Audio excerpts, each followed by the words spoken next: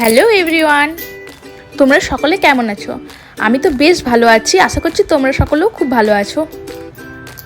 দিনটা ছিল সোমবার আর আমি ভিডিওটা শুরু করছি ওই দুপুর দিক থেকে। আসলে সকাল দিক থেকে বাড়িতে প্রচণ্ড কাজ ছিল, আর যখন কাজের তাড়াহুড়া থাকে তখন ফোন অন করে কোনো কাজই করা পসিবল নয়। তো যাই হোক, আগের ভিডিওতে তো বলেইছিলাম যে মা এখন বাড়িতে নেই, তাই সকাল সকাল সব কাজ সেরে রান্নাবান্না সেরে বেরিয়ে পড়েছিলাম একটু ঘুরতে। যদিও ঘুরতে বেরোবার আমার কোনো প্ল্যানই ছিল না, আসলে আমার বান্ধবী সাথী ও বাঁকুড়ায় এসেছিলো একটা কাজের। তো ওই বললো চলো একটু সামনের দিক থেকে ঘুরে আসি, তো সেই কারণেই বেরিয়ে পড়েছিলাম, যেহেতু আমি ফ্রি ছিলাম, বাড়িতে একাও ছিলাম। তারপর হাঁটতে হাঁটতে আমরা পৌঁছে গেছিলাম বাঁকুড়া লখাতড়াতে মহাশ্মশানে। আর এখানে এই কুকুর বাচ্চাগুলোকে দেখো, হেভি হেভি হেভি কিউট। দেখে মনে হচ্ছিল একদম বাড়ি নিয়ে চলে যায়, কিন্তু আমার ভয়ও লাগে আবার।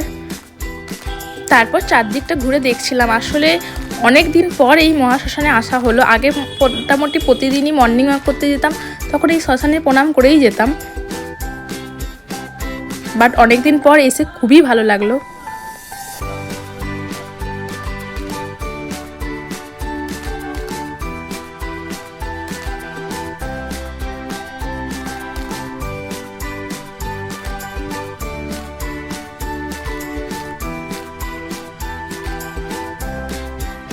তারপর আমিও চারদিকটা ঘুরে দেখছিলাম,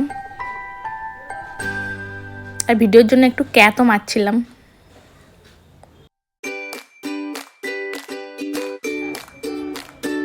তারপর আমরা চলে এসেছিলাম একটা নিরামিষ হোটেলে। আসলে সাথী যেহেতু সোমবার নিরামিষ খায়, তাই ও বললো কোথাও একটা লাঞ্চ করে নেব।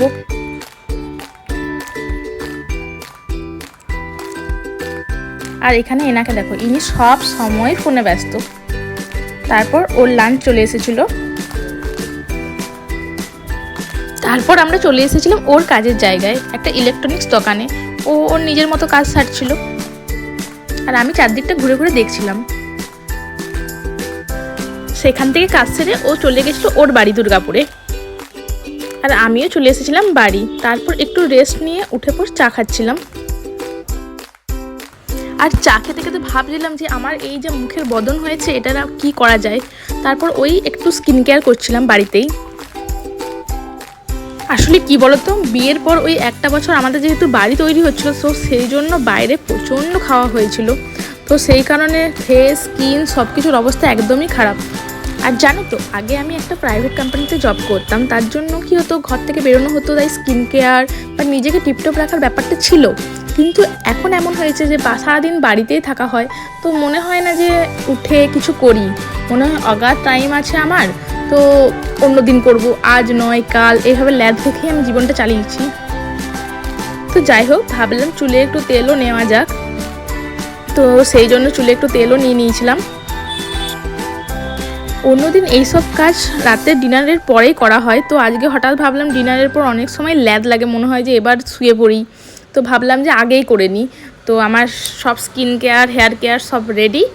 এবার আমি একটু ফ্রেশ হয়ে যাব নিচে ডিনার বানাতে।